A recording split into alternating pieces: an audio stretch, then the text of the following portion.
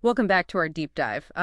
Today we're getting into some really big questions, aren't we? We really are thinking about God, creation, our place in it all, Yeah. drawing from these, fascinating sources you've gathered. Exactly. We're trying to pull out insights on divine scale, free will, even this idea of cosmic geography. And it's amazing how these texts sort of push against our usual ideas of space and time.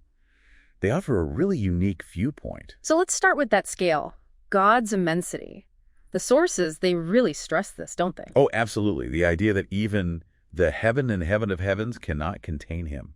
It's mind-boggling. Right. Just vast beyond our imagining. And what's key here is the understanding that God isn't just in time and space. He created them. Exactly. Yeah. Created them. And yet, from God's perspective, they're described as almost insignificant, like a drop from a bucket. Or speck of dust, even nothing. Yeah. But at the same time, God fills heaven and earth, omnipresent. So that raises the question then, if we're creatures within this created time and space, how do we even fit? Precisely.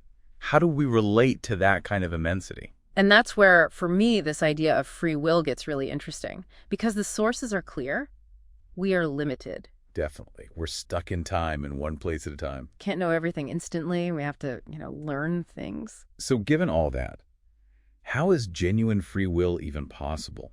It seems like a paradox.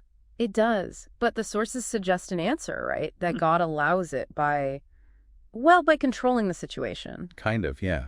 By perfectly setting up the environment, the context, so that choice can actually happen.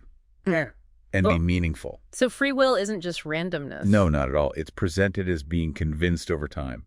You learn, you understand, then you choose based on that. So the environment, the limitations, they're actually part of how free will works, not something that prevents it. Exactly. It's nurtured within that structure. Okay, so if free will involves this journey of conviction, how does that journey actually happen? Where does it take place?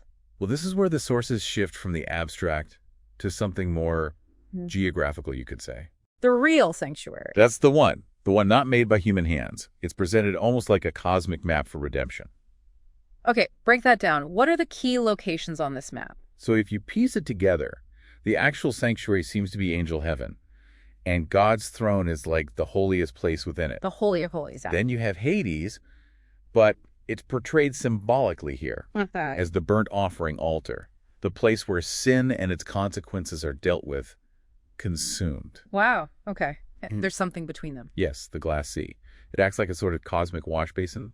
Think cleansing, baptism, a fresh start. Like the Israelites crossing the Red Sea, that kind of symbolism. Precisely that kind of imagery. Passing through this glass sea means leaving sin, leaving Satan's influence through Jesus' sacrifice. So you're moving from Hades, described like that chaotic, dark sea below from Genesis. Right. Chaos and darkness. Through the cleansing sea towards the sanctuary, which is light and order, the sea above. And the only way through this journey, the sources emphasize, is Jesus. He's the light, the door. The door, the temple itself even. He facilitates that whole passage. Okay, so this whole cosmic structure, this journey, what's the ultimate point? It all comes back to free will. The entire point is the completion of free will. Completion. Meaning? Meaning, by truly understanding and choosing to reject sin, prompted by the love shown on the cross, free will reaches a state where it just won't choose sin anymore. It's perfected, in a sense. Transformed. Yes, transformed. And the implication then is huge if no one chooses sin. You don't need the places associated with sin anymore, right? Death, Hades. They become obsolete. Exactly. The sources say they're eventually thrown into the lake of fire, done away with. And when everything connected to sin is gone, then creation itself is finally complete, finished, sustained by God, who becomes all in all. Wow. Okay. So this whole deep dive, it paints a picture of a universe really designed for one thing, the development and the ultimate completion of free will. Where love is the force that finally overcomes sin. Leading to that completed creation. It's quite a narrative. It really is. So thinking about this whole journey we've just mapped out, from God's sheer vastness to this idea of individual free will being completed, what part of that really stands out to you listening right now? And maybe something to really chew on. How might seeing our choices within this kind of meticulously designed environment, how might that change how you think about learning, about conviction in your own life?